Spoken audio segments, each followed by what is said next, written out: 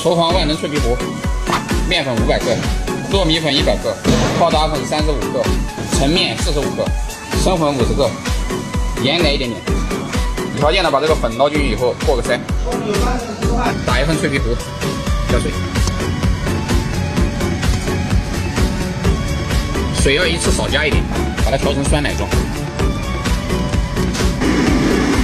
就是这个效果。打点油进去。